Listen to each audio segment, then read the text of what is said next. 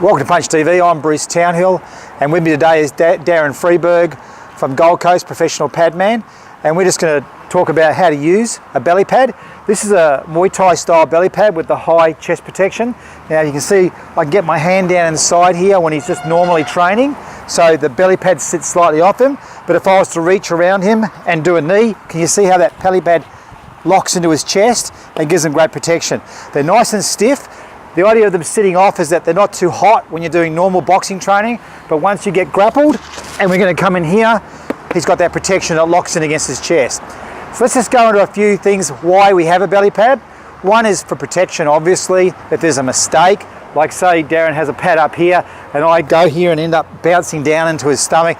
But the main reason is to develop your timing and also to give the user, the person, the student who's attacking the pads, a lot of autonomy in their training, which means I can attack this at will and Darren doesn't have to invite shots down there. So he can keep his pads up and I can strike into the pad here.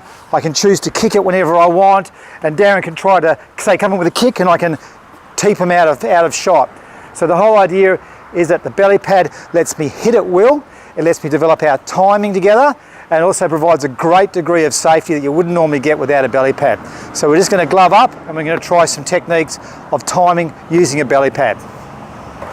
So first way you can use a belly pad is just to teep in, a simple front kick, and then just do some boxing. So you touch the pad, and as your foot lands on the ground, you touch, you land, you land the punch and the second punch. So you teep, 1, 2. Darren will breathe out slightly. I'm not trying to push that paddle away a long way. I'm just touching it and then boxing hard. So touch, box hard. Pretty simple. Let's try something else. Darren, let's go like a left, right, and I'll go a body rip and a hook, okay? Yep. So have a look at this one.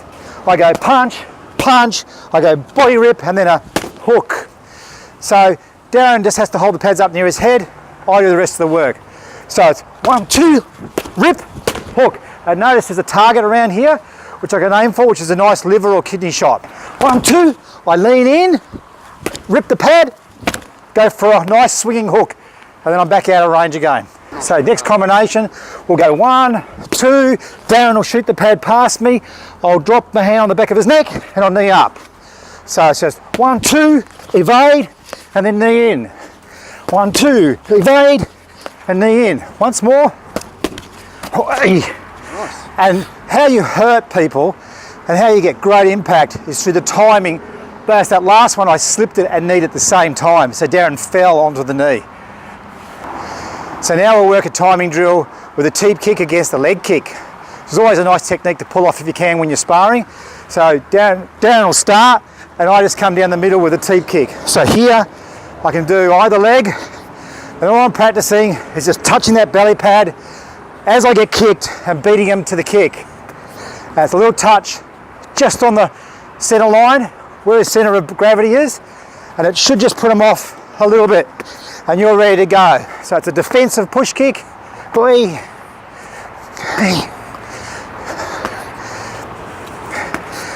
And you get good at that, people find it very hard to walk up on you because you teep them first, rock their head forward, and they're open to the boxing. This combination will do a little bit of boxing to create fear to the head. The person will hang on to you, which is the pad man in this case.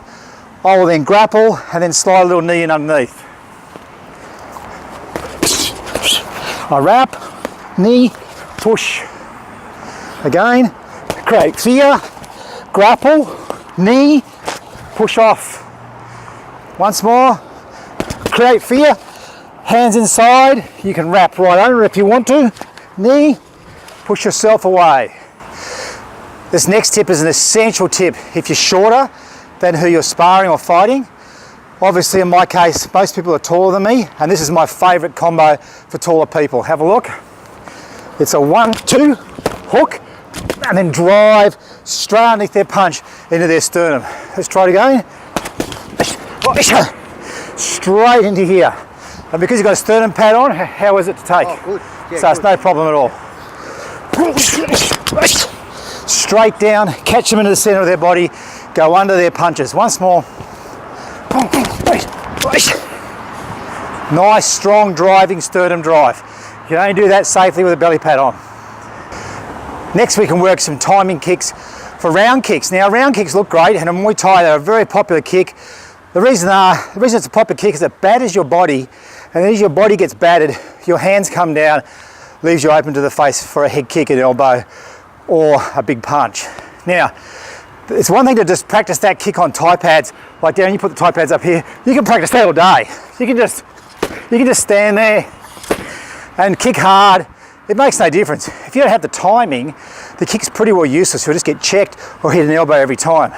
So here's the drill you do to develop the timing to land a rib kick really neatly. And it's only a gentle, very soft technique.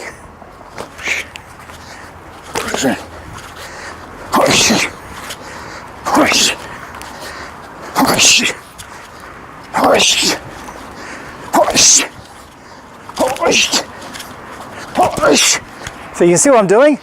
I'm just sliding underneath the punch and gently stroking the rib. What's it feel like when you're extended? Good. Yeah, you don't want to go crazy. If you go too hard, you've got to have respect for your pad man. He's fully extended. Even with a belly pad on, you can hurt him if you really bang him in. But if you just bang him in gently, it's a great timing drill.